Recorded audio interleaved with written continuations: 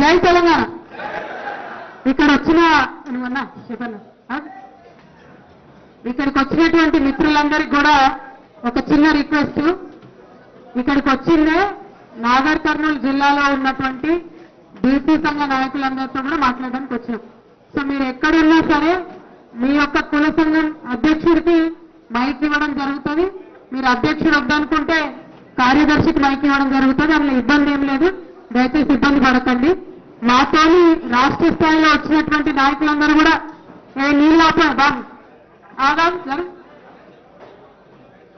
మాతోని రాష్ట్ర స్థాయిలో వచ్చినటువంటి నాయకులందరూ కూడా అన్ని కుల సంఘాలకు రాష్ట్ర వ్యాప్తంగా వారు నాయకత్వం వహిస్తున్నటువంటి వాళ్ళందరూ ఇక్కడికి వచ్చిండ్రు.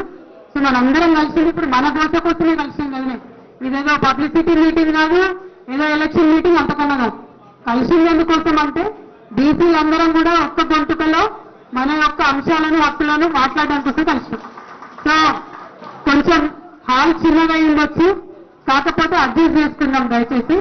చైర్లన్నీ కింద ఉండే మా వాళ్ళు కింద కూర్చున్నామంటారంటే నేనేం చెప్పినా అంటే ఇది సభ కాదు, నేను మాట్లాడి వెళ్ళిపోయేది కాదు, మీ అందరితో మాట్లాడి ఇవ్వాలా 2-3 గంటలు టైం పడుతుంది కాబట్టి ప్రశాంతంగా కూర్చోవాలని మీద పెట్టుకున్నాం.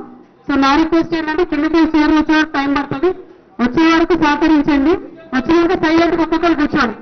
ఇప్పుడు నేను ఒక 5 నుంచి 7 నిమిషాలు చెప్పిన తర్వాత సబ్జెక్టు నేను కూర్చుంటాను.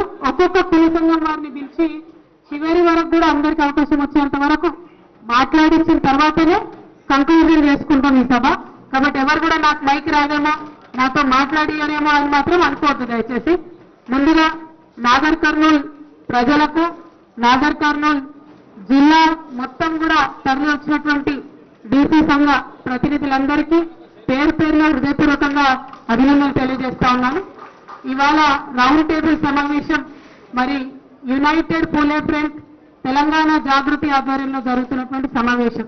ఈ సమావేశంలో మనకు ఆత్మీయంగా మనతో పాటు పాల్గొనడానికి వచ్చినటువంటి గౌరవనీయులు పెద్దలు ఆర్ఎస్ ప్రవీణ్ కుమార్ గారికి సాధారణంగా తెలంగాణ జాగృతి తరఫున మేము స్వాగతం పలుకుతా ఉన్నాం. మరి ఈ కార్యక్రమాన్ని దగ్గరుండి అన్ని కుల సంఘాలను కూడా కోఆర్డినేట్ చేసుకున్నటువంటి పెద్దలు వైకం శ్రీనివాస్ యాదవ్ గారు, అట్లానే అన్న కిరణ్ అన్న గారు, అట్లానే మరి చాలా మంది నాయకులు అందరూ కూడా కోఆర్డినేట్ చేసిరు నాగర్ కర్నూలు లోకల్ గా. మరి రాష్ట్ర స్థాయి నుండి వచ్చినటువంటి బొల్లం శివశంకర్ గారు, అట్లానే కొట్టాల యాదగిరి గారు, అన్న విజయేంద్ర సగర గారు, అట్లానే మన ప్రతి ఒక్కరు కూడా రాష్ట్ర స్థాయి నుండి వచ్చినటువంటి హరి గారు, ఆలకుంట హరి గారు, ప్రవీణ్ గారు, నిమ్మల వీరన్న గారు, ప్రతి ఒక్కరు కూడా రాచమల్ల బాలకృష్ణ గారు, దత్తాత్రేయ గారు, అందరూ గోపు సదానందం గారు, మొత్తం రాష్ట్ర స్థాయి నాయకత్వం అంతా కూడా ఇక్కడే ఉన్నది. వారందరికీ కూడా ధన్యవాదాలు తెలియజేస్తా ఉన్నాను ఈ రౌండ్ టేబుల్ ఏర్పాటు చేయడంలో. కొద్దిగా అక్కడ సైలెన్స్ ఉన్నారా, ఒక 5 minutes స్లో చేయండి, కుర్చీలు వేస్తున్నారు. చాలా చైర్స్ వెనకాల దయచేసి అందరూ కూర్చోండి.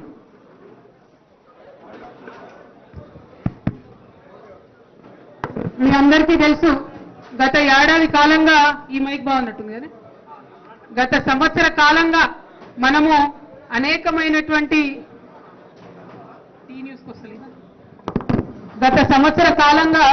మనం కంటిన్యూస్ గా తెలంగాణ రాష్ట్రంలో కొత్తగా వచ్చినటువంటి కాంగ్రెస్ ప్రభుత్వం ఏదైతే కామారెడ్డి డిక్లరేషన్ పేరుతోని వాగ్దానం చేసిందో, ఏది 42% బీసీలకు రిజర్వేషన్ ఇస్తామని, అది సాధించుకోవడానికి 1 సంవత్సరంన్నర కాలం నుంచి మనం కంటిన్యూస్ గా ప్రయత్నం చేస్తూ ఉన్నాం.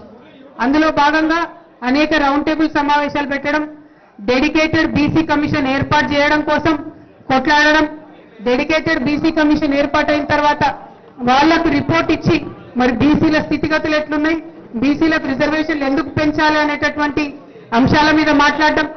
ఆ తర్వాత ప్రభుత్వ పెద్దలు మరి నిర్లక్ష్యం వహిస్తున్నారు, కులగణన జరిగినప్పుడు సరిగ్గా పద్ధతులు పాటించలేదంటే కులగణన దాని లోపల జరిగినటువంటి లోపాలను అవన్నీ ఎండగట్టడం.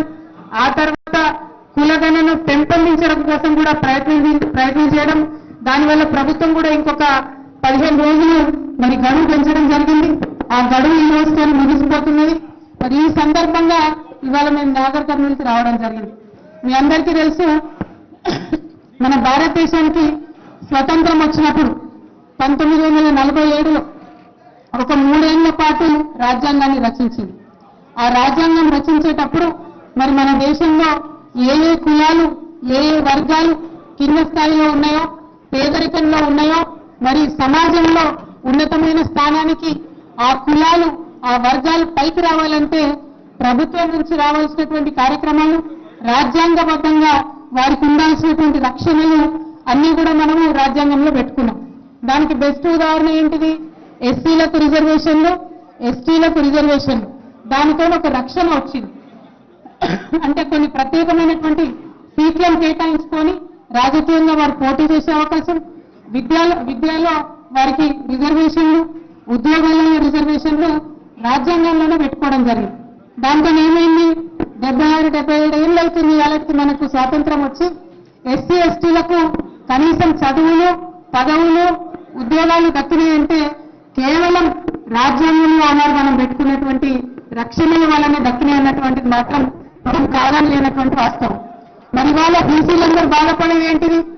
ఆనాడు అంబేద్కర్ గారు పెద్దలందరూ ఆలోచించి మరి రాజ్యాంగంలో ఎస్సీ ఎస్టీలకు రక్షణలు పెట్టిండ్రు. ఆనాడే బీసీలకు మా ఆడబిడ్డలకు కూడా రక్షణ కల్పించినట్టయితే ఈ 77 ఏళ్లలో మా ప్రాతినిధ్యం ఇంత తక్కువ ఉండేది కాదు కదా అనేటటువంటి ఒక బాధ ఉన్నది. ఇవాళ మీరు మహిళలకు చూసుకోండి, ఎంతమంది ఉన్నారు పార్లమెంట్లో, ఎంతమంది ఉన్నారు అసెంబ్లీలో? కనీసం 10-11% మంది కూడా లేరు. ఇవాళ మీరు పార్లమెంట్ చూడండి, అసెంబ్లీ చూడండి, ఎంతమంది ఉన్నారు బీసీలు? చూసుకుంటే జనాభా ప్రాతిపదికన ఏమాత్రం కూడా సరిపోయినటువంటి రేషియోలో మరి బీసీలు ఉన్నారు. సో అవన్నీ ఇప్పుడు ఆలోచించినప్పుడు ఏమనిపిస్తుందంటే బీసీలకు కూడా రాజ్యాంగంలోనే రక్షణ కల్పించుంటే మన దేశం అమెరికా ఎట్లా అభివృద్ధి అయిందో ఆల్మోస్ట్ ఆ స్థాయిలో అభివృద్ధి అయి ఉండేదని ఇప్పటికి కూడా అనిపిస్తుంది. కానీ ఇప్పటికైనా మరి మనం మేల్కొన్నాం కాబట్టి ఖచ్చితంగా బీసీలకు రాజ్యాంగపరంగా హక్కు రావాలనేటటువంటి ఆలోచనతోని అందరం బయలుదేరినాం. మరి బయలుదేరిన క్రమంలో అడ్డంకులు ఏముంటాయి? మొదలు రాజ్యాంగంలో రక్షణ ఇవ్వాలంటే అసలు ఎంతమంది బీసీలు ఉన్నామో తెలవాలి. బీసీలు ఎంతమంది ఉన్నామో తెలవాలంటే జనాభా లెక్కలు జరగాలి. ఆ జరిగిన జనాభా లెక్కల్లో బీసీలు ఎంతమంది ఉన్నారో అని ప్రత్యేకంగా లెక్క పెట్టాలి. ఇప్పటి వరకు ఎస్సీలు ఎస్టీలు ఎంతమంది ఉన్నారో లెక్క పెడుతున్నారు. స్వతంత్రం రాకముందు ఇంగ్లీష్ వాళ్ళ జమానాల బీసీలను లెక్క పెట్టిరంటే మళ్ళీ ఇప్పటి వరకు లెక్క పెట్టలేదు. సో ఇవాళ ఈ రౌండ్ టేబుల్ నాగర్ కర్నూలు నుంచి మన అంతిమ లక్ష్యమైనటువంటి బీసీల సాధికారిత దేశవ్యాప్తంగా సాధించాలంటే వచ్చేటటువంటి జనగణనలో ఏదైతే దేశవ్యాప్తంగా జనగణన జరుగుతుందో ఆ జనగణనలో బీసీ కులగణన కూడా జరగాలని చెప్పి ఈ నాగర్ కర్నూలు నుంచి తీర్మానం చేయవలసిందిగా నేను మీ అందరినీ కోరుతాను. అది అంతిమ లక్ష్యం. దేశవ్యాప్తంగా అందరం బాగుండాలి. ఇవాళ రాష్ట్రంలో మరి మనందరి ప్రజాస్వామ్యవాదుల ఒత్తిడితోని కులగణన జరిగింది. అది డెఫినెట్ గా తప్పుల తడకగా ఉందని మేమందరం కూడా చెప్పినాం. ఎందుకు చెప్పినామంటే అంతకుముందు కేసీఆర్ గారు చేసినటువంటి జనాభా ప్రకారం 52% బీసీలు ఉండే. కానీ ఇవాళ కాంగ్రెస్ ప్రభుత్వం వచ్చి కులగణన అంటూ చేస్తే 46% బీసీలు పడిపోయింది. అంటే 6% తేడా ఎట్లొచ్చింది? ఎట్లా బీసీల జనాభా తగ్గుతుంది, ఎట్లా ఓసీల జనాభా పెరుగుతుంది అని కూడా మనం ప్రశ్నించడం జరిగింది. ఆ తర్వాత ఒత్తిడి తట్టుకోలేక ఏం చేసిండ్రు? మళ్ళీ కులగణన 15 రోజులు అని చెప్పింది. మరి ఈ 15 రోజులని వాళ్ళ ఆఖరి రోజు మేము ఆ రోజే అడిగినాం, మీరు ప్రచారం చేయండి. ముఖ్యమంత్రి గారు మీ సొంత జిల్లా ఉమ్మడి మహబూబ్ నగర్ జిల్లా, ఆయన ఏం చేస్తారు మీరు చూస్తున్నారు. ఏ చిన్న కార్యక్రమం చేసినా కూడా ఫ్రంట్ పేజీలో ఫోటోలు వేసుకొని అడ్వర్టైజ్మెంట్ చేస్తారు. కానీ ఇవాళ మీ అందరూ ఒకసారి నాకు జవాబు చెప్పాలి. బీసీల కులగణన 2వ దఫా చేసినప్పుడు ఎక్కడన్నా మీకు ఫ్రంట్ పేజ్ యాడ్ కనబడ్డదా? ఏదన్నా టీవీలో యాడ్ కనబడ్డదా? ఎక్కడన్నా ప్రచారం కల్పించిందా? ఇక చూడండి ఇప్పుడు ఏం చేస్తారంటే మేము ఇదే 15 రోజుల ముందు చెప్పినాం, మీరు డెఫినెట్ గా కులగణన మిగిలిన వాళ్ళ కోసం కూడా చేయాలి, ప్రచారం కల్పించాలని కూడా డిమాండ్ చేసినాం. అదేది చేయలే. 15 రోజులు చూసినాం. ఇప్పుడు ఏం చేస్తారు? ఆన్లైన్ లో ఎన్నో వేల మంది వేసుకున్నారు, 10,000 మంది దాకా వేసుకున్నారని చెప్తారు. రేపు పొద్దున అదే లెక్కలు చూపిస్తారు, బీసీల జనాభా తక్కువ వేస్తారు, మళ్ళీ దాన్ని అసెంబ్లీలో బిల్లు పెట్టి మనల్ని బుల్డోజ్ చేసేటటువంటి ప్రయత్నం చేస్తారు. కాబట్టే ఇవాళ నాగర్ కర్నూలు రౌండ్ టేబుల్ అనేది కీలకం. ఇది జరుగుతున్న రోజు ఏంటంటే ఇవాళ కులగణనకు చివరి రోజు. దయచేసి బీసీ వాదులు, ప్రజాస్వామిక వాదులు అందరూ కూడా ఈ విషయాన్ని గమనించవలసిందిగా నేను కోరుతున్నా. అంటే అంచెలంచెలుగా స్టెప్ బై స్టెప్ ఎక్కడికక్కడ ఎట్లా అయితే తెలంగాణ ఉద్యమంలో మనం ఎండగట్టుకుంటూ పోయినామో అప్పుడే లక్ష్యం సాధించగలిగినాం. ఇక్కడ కూడా చేయాల్సింది అదే. ఏముంది కులగణన అవుతుంది కదా నాకేంది అని ఇడిచిపెట్టొద్దు దయచేసి. మనం సంఘాలు కులాల పేరుతో పెట్టుకున్నది ఎందుకంటే కులాలకు మన వల్ల సాయం కావాలని. ఇవాళ చాలా పెద్ద విప్లవాత్మకమైనటువంటి ప్రయత్నం జరుగుతుంది రాష్ట్రంలో. మరి దాంట్లో మన భాగస్వామ్యం ఉండాలి కదా. ఎక్కడన్నా మన బీసీలకు అన్యాయం జరగకుండా మనం అటెన్షన్ తోని నిలబడి చూసుకోవాల్సినటువంటి అవసరం ఉంది. కాబట్టి దయచేసి ఇవాళటి రౌండ్ టేబుల్ చాలా ముఖ్యమైనదని మీ అందరికీ తెలియజేస్తూ, మరి ఇవాళ కులగన్న ఫినిష్ అవుతుంది. ఆ తర్వాత బిల్లు పెడతారు అసెంబ్లీలో. ఈ బిల్లు విషయం కూడా దయచేసి మీరందరూ ఒకసారి శ్రద్ధగా వినాలి. ఒకటే బిల్లు పెడదామని ప్రభుత్వం ఆలోచన చేస్తుంది. ఏం ఒకటే బిల్లు? మేము కామారెడ్డి డిక్లరేషన్ లో 42% అని చెప్పినాం. కాబట్టి విద్య, ఉద్యోగ, రాజకీయాలు అన్ని కలిపి 42% ఒకటే బిల్లు అసెంబ్లీలో పెడతామని బట్టి విక్రమార్క గారు చెప్పింది ఇదివరకు ప్రెస్ మీట్ పెట్టి. ఆ తర్వాత తెలంగాణ జాగృతి నుండి నేను ఒక మాట చెప్పిన, ఏమని? మీరు ఒకటే బిల్లు పెడితే ఎవరన్నా కోర్టుకు పోతే మొత్తానికి మొత్తం అన్ని అవకాశాలు పోతాయి. దాని బదులు మీరు 3 బిల్లులు పెట్టండి. ఒకటి విద్యకు సపరేట్ గా పెట్టండి, దానిలో 46% ఇవ్వండి. మీరు చెప్పిన తప్పు లెక్క కాకి లెక్క అయినా 46% బీసీలు అని చెప్తారు. సో 46%తోని ఒకటి విద్య కోసం బిల్లు పెట్టండి, 46%తోని ఒకటి ఉద్యోగాల కోసం బిల్లు పెట్టండి, 46% ఒకటి రాజకీయాల కోసం బిల్లు పెట్టండి అని చెప్పి నేను ఈ 3 బిల్లులు రావాలని చెప్పి ప్రతిపాదన చేసిన. దాని మీద కూడా దయచేసి ఇప్పుడు మీరు మాట్లాడేటప్పుడు మీరందరూ కూడా మీ ఒపీనియన్ చెప్పాలి. ఎందుకంటే బీసీ బిల్లు అనగానే ఎవరో ఒకరు కోర్టుకేసుకొని రెడీగా ఉంటారు. ఇది మన అనుభవం, మనం చూసినాం 77 ఏళ్ల చరిత్రలో. మరి అది జరగకుండా ఉండాలంటే 3 బిల్లులు పెడితే దేనికి దానికి ఇండిపెండెంట్ గా పాస్ అయితే, విద్యలో 46% అవకాశాలు వస్తే, ఇంజనీరింగ్ మెడికల్ కాలేజీలలో 46% బీసీ బిడ్డలకు అవకాశం వస్తే మనకు మంచిదే కదా. ఉద్యోగాలలో, ప్రభుత్వ ఉద్యోగాలలో 46% బీసీలకు వస్తే మంచిదే కదా. రాజకీయాలలో 46% బీసీలకు వస్తే చాలా మంచిది.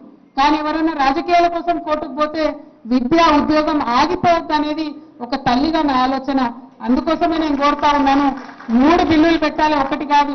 ఒకటి విద్య కోసం పెట్టాలి, ఒకటి ఉద్యోగం కోసం పెట్టాలి, 3వది రాజకీయం కోసం పెట్టాలి. అవన్నీ కూడా 46% రిజర్వేషన్తో పెట్టాలని నేను మీ అందరి తరఫున ఈ రౌండ్ టేబుల్ నుంచి నేను ప్రతిపాదించదలుచుకున్నాను. మీరు మాట్లాడేటప్పుడు మీరు మీ ఒపీనియన్ చెప్పండి. అసెంబ్లీలో ప్రభుత్వం బిల్లు తెచ్చినప్పుడు కూడా మళ్ళీ మీ అందరితో చర్చిస్తాం. మీ ఒపీనియన్స్ ఏవైతే ఉంటాయో మీ తరఫున మీ వాణిగా అసెంబ్లీలో, కౌన్సిల్లో కూడా ఖచ్చితంగా మేము మాట్లాడతాం. ఆ బీసీ బిల్లులో వసూలు ఉంటే కూడా చూసుకుంటాం. కాబట్టి మాట్లాడేటప్పుడు దయచేసి ఈ అన్ని అంశాలను కూడా మీరంతా స్పృశిస్తూ మాట్లాడాలని నేను మళ్ళొకసారి మీ అందరితో కోరుకుంటూ, మరి రౌండ్ టేబుల్ అంటే ఇక్కడ నిల్చుంటే మీకు కష్టమవుతుంది. నేను ముందే చెప్తున్నా, 2 నుంచి 3 గంటలు పడుతుంది. కాబట్టి మంచిగా చైర్లు వేసుకొని ఎక్కడోళ్ళు అక్కడ కూర్చొని నేను నాకు ఇచ్చినటువంటి పేర్లు, ఆ పేర్లన్నీ కూడా ఒక్కొక్కటి వరుస క్రమంలో చదువుకుంటూ ఒక సంఘంకి ఒక్కరికి అవకాశం ఖచ్చితంగా ఉంటుంది. వారికి ఇచ్చుకుంటూ వెళ్తాం. అందరూ కూడా మాట్లాడవచ్చు. Thank you. జై తెలంగాణ, జై బీసీ, జై పూలే, జై భీమ్. ఎప్పటి వరకైతే జై భీమ్, జై పూలే 2 నినాదాలు ఇయ్యమో, ఒకరికొకరు సహకరించుకోమో, మనకు ఏది కూడా దక్కే పరిస్థితి ఉండదు. కాబట్టి దయచేసి జై పూలే అనాలి, జై భీమ్ అనాలి. జై భీమ్, జై పూలే, జై బీసీ, జై తెలంగాణ. Thank you.